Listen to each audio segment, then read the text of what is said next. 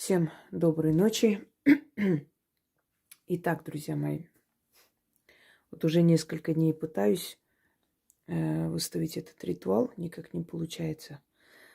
Много дел, постоянно руки не доходят. Итак, очищающий костер. Я вам много дарила ритуалов, которые убирают застой, убирают безденежье, убирают какие-то препятствия с дороги. Они все рабочие, они все сильные. Но у каждого, естественно, своя энергия, знаете, память крови, родовая память. Поэтому каждому человеку подходит свой заговор, свой ритуал. Именно по этой причине я и отдаю и дарю много различных работ для того, чтобы у людей был выбор. Если что-либо такое не подходит, значит, подходит другая работа. Кроме того, не забывайте, что каждому подходит своя стихия. У кого-то срабатывает замечательно ритуалы, связанные с огнем. У кого-то очищение солью срабатывает быстрее, у кого-то с землей, у кого-то замечательно получается с водой. Поэтому, учитывая эти особенности в том числе, именно по этой причине я выдаю различные работы и различные направленности. Итак, перед вами вольт женский. А вообще свеча, свеча вольт в виде женской фигуры. Такое продают, вы можете такое заказать, купить. Можете сами сделать вольт. Но, естественно, для мужчин это мужской вольт, для женщин женский. И он должен быть похож на человечка. Половые признаки не обязательно, но похоже на человеческое. 2 руки, 2 ноги, то есть человек, голова и прочее. Слепить можете сами. Друзья мои, в работах, в ритуалах для практиков там есть такая особенность именование вольта или по-другому называется крещение. Оно к христианству никакого отношения не имеет, но как бы инициализация этого вольта. Но там совершенно другие работы. Там берется мумиё человека, иногда фотография сжигается, перемешивается и подготавливается или изготавливается вольт. Иногда эту фотографию оборачивают вокруг свечи и сжигают по-разному. Вам это не обязательно, но есть несколько обязательных условий. Первое. Вольт может быть любого цвета, здесь разницы никакой. Первое. Вы должны на нем, на этой фигурке восковой, написать свое имя, дату рождения. Полное имя по паспорту. Не так, как вас называют или как ласкательно, полное имя по паспорту. Обматываете черной ниткой. Вот таким образом, чтобы вот были обмотаны руки, ноги. То есть вы показываете некое такое препятствие в жизни. Понимаете, как человек говорит, меня как по рукам и ногам связали, у меня ничего не получается, я ничего не могу сделать, за что не берусь, ничего не выходит и так далее. То есть это жизненные препятствия. Я вам уже говорила и объясняю много раз. Люди, которые пользуются моими работами, у них все может идти замечательно, отлично.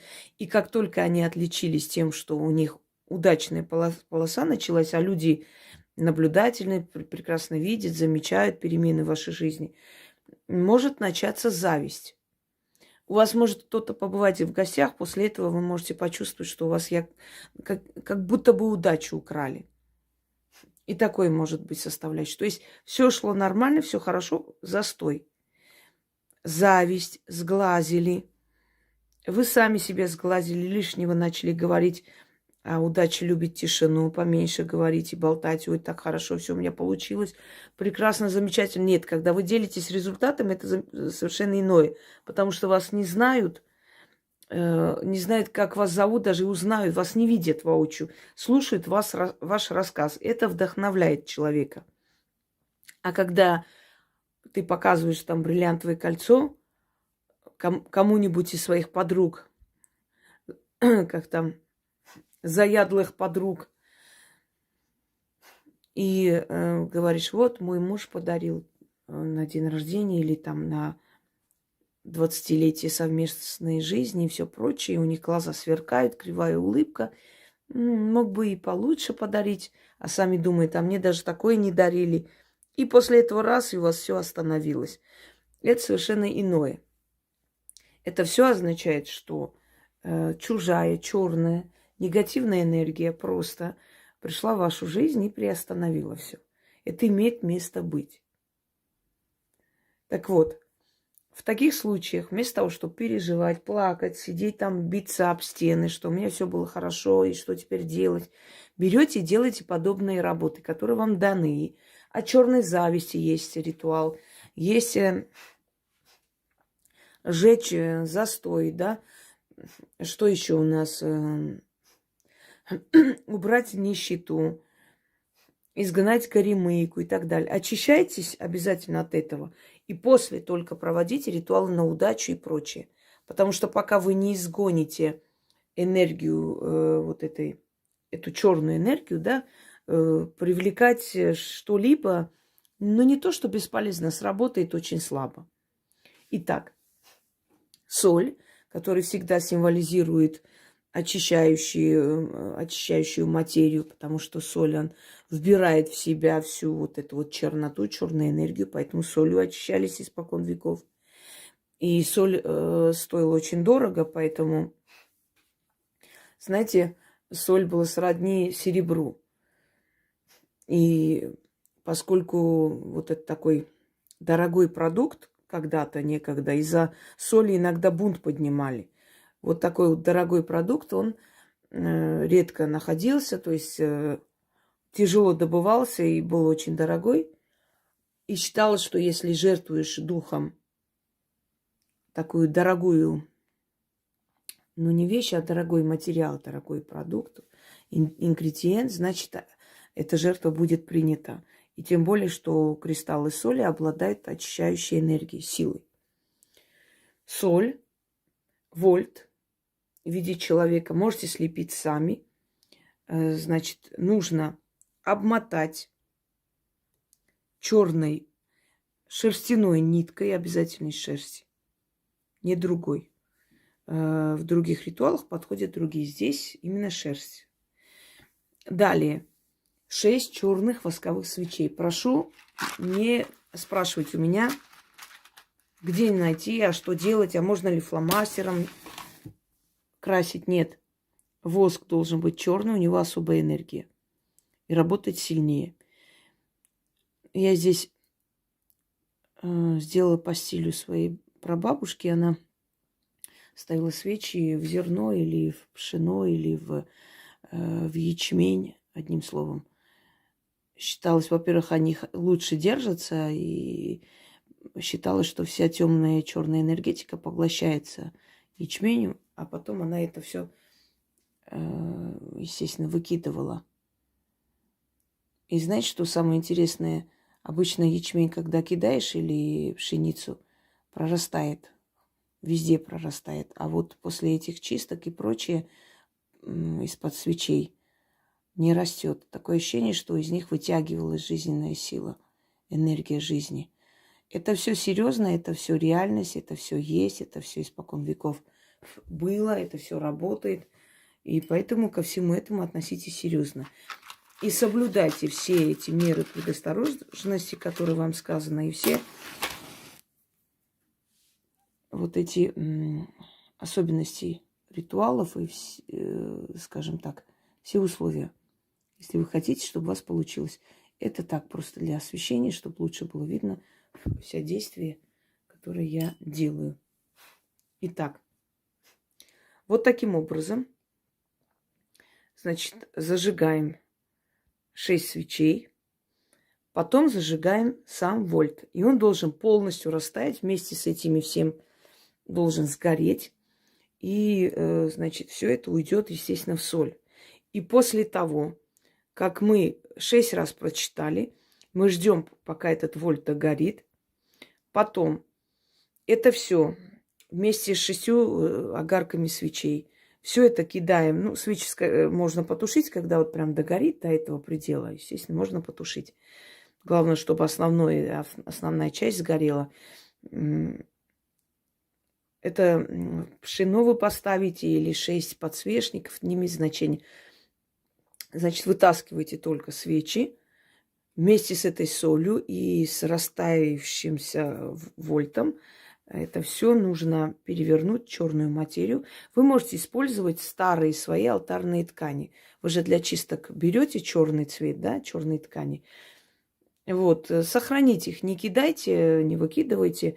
И можете потом в этих ритуалах использовать, когда нужно там, значит, в черную материю выносить, там оставлять. Вы можете вот эту материю использовать, потому что, во-первых, там уже грязно, там обожжённое, все такое. Время от времени ткань меняется. И, во-вторых, она поглощает всю эту черноту. Естественно, его просто хранить нет смысла ни для каких дел. А вот для таких вот работ, для таких чисток выносить, он замечательно подходит. То есть этот материал можете использовать в таких вот целях. Зажигаем вольт. Вы можете этот вольт слепить из скольких свечей хотите. Как вам удобно его слепить, так и слепите. То есть если вам 5 свечей понадобилось, можете все. Главное, чтобы наверху был фитиль, чтобы эта свеча, общая уже вольт свеча, она начала гореть, чтобы она горела. То есть приспособьте. Или закажите, есть такие, ну сейчас таких магазинов магии, мне кажется, везде полно. То есть даже тут искать не нужно. И везде есть подобные, скажем, атрибуты, свечи, все, что нужно для подобных работ. Сейчас все есть. Раньше люди своими руками все делали, передавали заодно и свою энергию. Сейчас можно готовые купить. Знаете, по силе равны ли? Если правильно сделаете ритуал, в принципе, особой разницы нет. Главное здесь сделать правильно. Читайте 6 раз. Когда будете читать, будет такое ощущение покалывания, как будто вот по лицу вот проходит, как комары кусают. Начинает вот это вот покалывание всего тела, лихорадить начнет, может затошнить, может вырвать, потому что вы отрываете от себя эту черную энергию. И после станет легче, намного легче. И вот это ощущение безысходности, беспомощности, отчаяния иногда, опускаются руки. Согласитесь, когда у человека вроде все шло хорошо, в какой-то момент все встало. Или какое-то дело вот уже должно получаться, и ни в какую, просто как пробка образовалась, и не пробьешь эту стену. Вот в таких случаях это все очищается. В течение 2-3 дней все встает на свои места. Если все сделаете правильно. Выносить можно на следующий день, или в тот же вечер, или тот же день. Значит так, про Луну не спрашиваем. Открываем мой видеоролик и смотрим. Луна в магии. Если бы Луна была важна, я бы сказала, мои работы, в принципе, в основном, они созданы таким образом, чтобы человек не ждал какого-то цикла, да, лунного цикла для того, чтобы провести. Поскольку деньги нужны всегда, и защита нужна в любое время, ты не можешь ждать какого-то особого времени для того, чтобы что-то для себя провести. Согласитесь? Поэтому они созданы именно... Ну, такой стиль называется уникальный, который подходит в любое время и прочее. Но проводить можете в любой день, но старайтесь в праздники и на выходные такие чистки не проводить, потому что у праздников и у выходных отрицательная энергия. Потому что мы знаем, что человечество в основном праздновать не умеет. Это пьянки, это, скажем, скандалы и прочее. И у праздников и выходных энергия не очень хорошая. То есть неподходящая. Но если прям вот не втерпёшь, можно провести, но сработает не так. Не так сильно. Ничего плохого не будет, но он не так сильно. Постарайтесь избегать праздников и выходных. И, значит, провести в темное время суток. Это обязательное условие. то есть ночью, глубокой ночью, вечером, когда еще солнце не взошло или когда уже солнце село. В это время особенно сильно получается. Начнем. Костер жертвенный, огонь спасительный, к тебе обращаюсь. Плитку, что мне дорогу закрывает, отжигай. Невидимые препятствия сжигай, испепели. То, что связало меня по рукам и ногам, что меня на месте держит и идти не дает. Костер жертвенный, пылай. Искры жаркие на 4 стороны метай. Дороги мои огнем расчищай. Закрытые пути мои открывай. Сгори нищета, сгори маята, сгори застой. Обратись во прах. Как дым уходит неудержимо, так неудержимо уйти неудача. За черные горы, за бесплодные пустыни, где люди не ходят, где гады не ползают, где кони не бродят. Сгори плитка, черная нитка, сгорите препятствия, дорога откройся, дорога откройся, дорога откройся. Свершилось, заклято. Костер жертвенный, огонь спасительный, к тебе обращаюсь. Плитку, что мне дорогу закрывает, отжигай. Невидимые препятствия сжигай. Испепели то, что связало меня по рукам и ногам, что меня на месте держит и идти не дает. Костер жертвенный, пылай, искры жаркие на 4 стороны метай.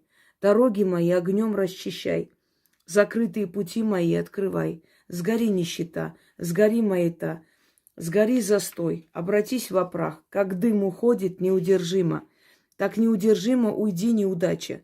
За черные горы, за бесплодные пустыни, где люди не ходят, где гады не ползают, где кони не бродят. Сгори, плитка, черная нитка, сгорите препятствия, дорога откройся, дорога откройся, дорога откройся. Свершилось, заклято. Немного кружится голова в такой момент. Костер жертвенный, огонь спасительный, к тебе обращаюсь. Плитку, что мне дорогу закрывает, отжигай. Невидимые препятствия сжигай. Испепели то, что связало меня по рукам и ногам, что меня на месте держит и идти не дает. Костер жертвенный, пылай. Искры жаркие на 4 стороны метай. Дороги мои огнем расчищай, закрытые пути мои открывай. Сгори нищета, сгори маята, сгори застой. Обратись во прах. Как дым уходит неудержимо, так неудержимо уйди неудача. За черные горы, за бесплодные пустыни, где люди не ходят, где гады не ползают, где кони не бродят. Сгори плитка, черная нитка, сгорите препятствия. Дорога откройся, дорога откройся, дорога откройся. Свершилось, заклято. Костер жертвенный, огонь спасительный, к тебе обращаюсь. Плитку, что мне дорогу закрывает, отжигай.